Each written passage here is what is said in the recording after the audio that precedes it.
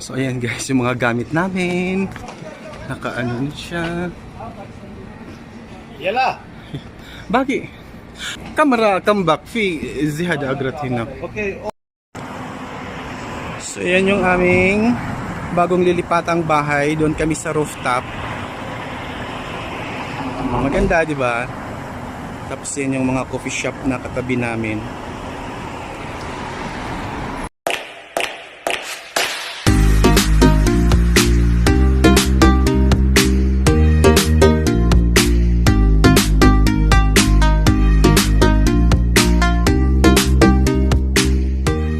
So nandyan yung aming bagong lilipatang bahay.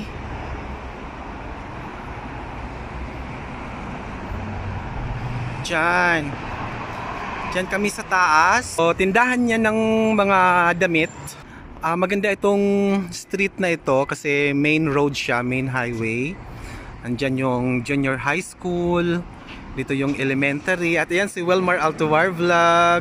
Mag-subscribe kayo sa kanyang Facebook account.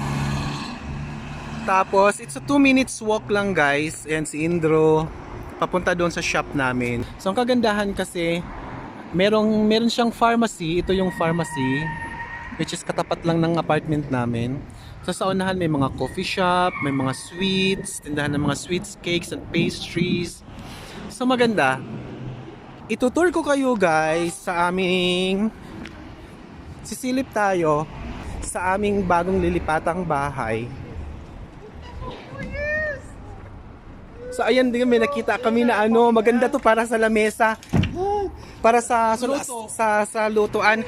Ayan guys, nagakot na kami paunti-unti ni Mar yung mga gamit namin. Ayan, para sa Biyernes kunti na lang yung aming hahakutin, di ba? Oh. Okay, so ayan guys, ito na nga, unti-unti na kaming naghakot ni Wilmar kasi sa Biyernes lilipat na nga kami. Sino? Oh yes.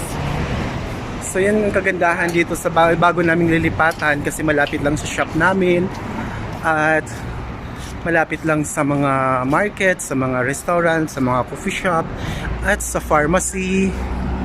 May kamahalan lang. Oh, may kamahalan lang.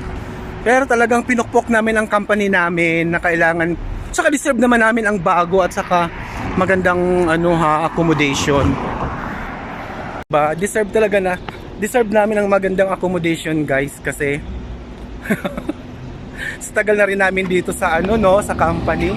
Lilipat na kami. So bukas or mamaya siguro maglilinis kami ni Mar doon sa room. At saka bukas meron pa kaming dalawang hahakutin ng mga bagahe. Tapos sa Friday, kunti na lang yung hahakutin ng mga Pakistani. Kevin, hi! Say hi. Kumusta Hi. ka? Pelam, kumusta ka? Kamusta ka? Wow! Mabuti. Say hi to your girlfriend. Hi, my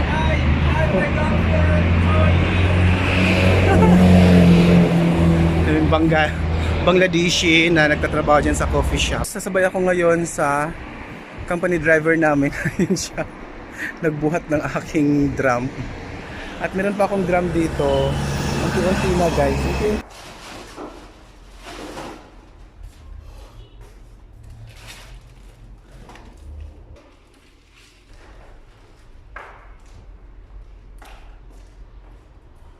Ito yung magiging room namin guys. Apat kami dito. Ako, si Kadek, yung Indonesia na kasama namin si Indro at saka si Mar.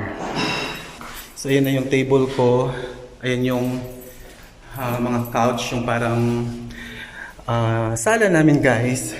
Tapos dyan sa unahan, nandyan yung room ng mga Morocco, ni Jamal, yung aming receptionist, at ng mga kasamahan naming Bangladeshi na si siya dyan.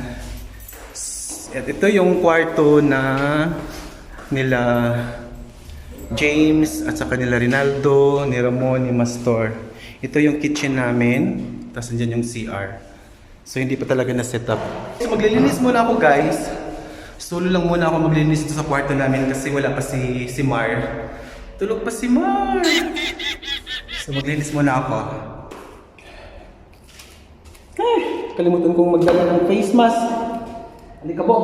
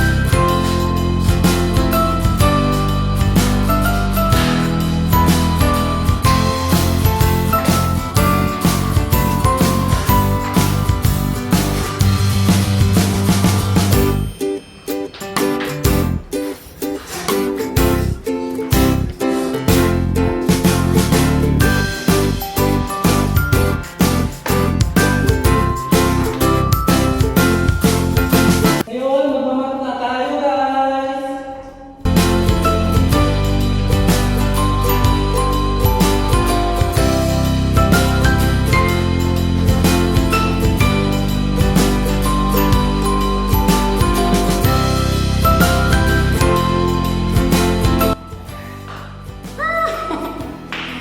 Ito yung room ng mga Maghrebi at saka yung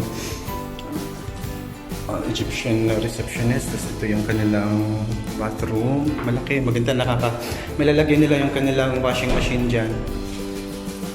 Tapos ito yung room nila siya dyan. Siya dyan! Mashallah, غرفة كويس جديدة. Kalas, Ana Roha? Thank you. So, uwi na ako guys kasi may pasok pa ako alas 9. Init. Labasan na ng mga estudyante. Narinig ko na yung mga boses ng mga estudyante sa labas. Wow, maganda ang rooftop namin guys. Paikot to. Tapos meron pa dito. Paikot.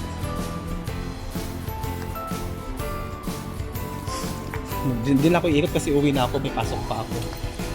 Okay, so ito hindi siya binigay sa kami. Hindi siya available. Kasi may ibang company daw na magre-renta dito. Ang sabi, taga-coffee shop ng mga Bangladeshi. Diba? Parang nasa hotel din kami. May salamin. At yan ang mga hagdan. Ito yung mga dream house ko guys. Dream house ko talaga ito. Dream hagdan. Kailan pa kaya ako magkakaroon ng ganitong hagdan? Actually, may mga gamit pa kami sa bahay. Kasi bukas pa talaga ng umaga, Friday morning yung aming paglilipat. So, yung mga papag namin, yung mga higaan namin ay meron namang magta-transport noon, yung mga Pakistani, mag-hire ang aming company ng mga Pakistanis to transport our beds, yung ref namin, saka yung mga cabinets namin. Unti-unti lang dinadala na namin dito ni Mar at saka yung iba ko pang mga katrabaho. Unti-unti dinadala na namin dito sa bagong bahay na to yung aming ibang mga gamit. Yun yung aming bagong lilipatang bahay, doon kami sa rooftop. Maganda, di ba? Tapos yun yung mga coffee shop na katabi namin. So ayan guys, yung mga gamit namin. Nakaano siya. Yala! Bagi? Kamera, come back. Fi zihad agrat hina. Okay.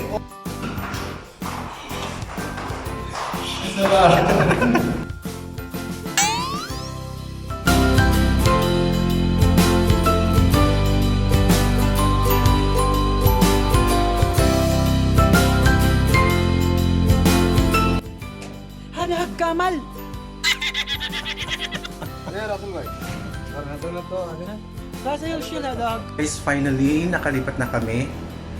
Nag-start kaming maghakot ng mga gamit namin. Pagkalabas namin sa trabaho, alauna. Tapos, alas 12. Tapos naghakot agad kami ng mga gamit. At natapos kami ng paghahakot ng mga alas 3. Yung iba actually hindi pa, meron pang kunting mga gamit na nililipat papunta dito sa bagong bahay. Pagkatapos natulog kami kasi alas 7, darating na yung Pakistani na magta-transport ng mga iba pa naming mga gamit like yung mga cabinet at yung mga sarir namin, yung mga papag, yung mga ref, lahat yung mga mabibigat na mga bagay na dapat i-transport ng using sasakyan. Ipapakita ko sa inyo guys, i-share ko sa inyo ang itsura ng mga kubol namin dito sa aming kwarto. So ang kasama ko dito guys ay si Wilmar, si Kadek, yung Indonesian na kasama namin sa trabaho, at si Indro na Indonesian din. So yan yung kwarto ko guys, yan yung kubol ko. So yan yung aking maliit na kubol. Ayan, kasi 4 kami, inano namin. So ayan. Hindi ko sila naipadala guys, yung mga vases ko kasi hindi na magkasya sa drum. Pero okay lang. So yan yung aking mga gamit. Ito pa, meron pa akong mga gamit. Yung mga plato ko nandyan. Yung mga perfumes ko, yung mga underwear nandyan. Tsaka mga papeles. Tsaka ito yung aking cabinet. Sarado yung aking cabinet. Ayan. So lalabas lang tayo ng konti. Meron akong maliit na mini round table. At ayan, mga upuan. Napulot ko lang yan guys sa basurahan dun sa may Al-Shifa Mall, tinapon. At pwede pa naman mapapakinabangan pa naman. Gumawa ako ng biko guys. Gumawa ako ng biko. Ayan po oh. Hindi po siya naluto ng guys. Iwan ko kung paano ko siya ginawa. Or siguro may diferensya yung rice cooker ko. Sana maluto siya ng Tapos yan yung rice cooker ng Kadek. Yan sila magluluto. Tapos ito, yan yung kwarto ni Wilmar Altobar. Kasarado kasi nasa trabaho sila, naka-duty. Yan yung kanyang kubol. Tapos ito yung kay Kadek, kasama kong Indonesian. At ito yung kay Indro. Silipin lang natin. Ayan. Yung kay Indro. So 4 kami dito. Ganun din dun sa kabila. So 4 din dun sa kabila. So ayan yung dito kami kakain. So dyan yung mini sala namin. Dyan yung habang couch. Yung mga ref, hindi pa talaga naayos yung mga ref namin. So ito yung table nila Ramon Mastor, ni James at saka ni Rinaldo. Ito naman yung table namin. Akin, kay Wilmar at saka yung dalawang Indonesian. Ito yung kitchen namin. So dito yung room ni Ramon at Mastor at ni James at ni Rinaldo. Ayan, labasan yan guys, papunta sa labas sa rooftop. Actually nasa rooftop kami. So ito yung kusina, hindi pa talaga siya na-set up ng maayos. At doon yung CR, yung banyo. So guys, sasilip tayo sa unahan. Kasi nandito yung rooms nila Russell at saka ni Shadjan, yung Bangladeshi, at yung receptionist namin. So ito yung kwarto ni Shadjan at Russell. Lumabas yata si Shadjan.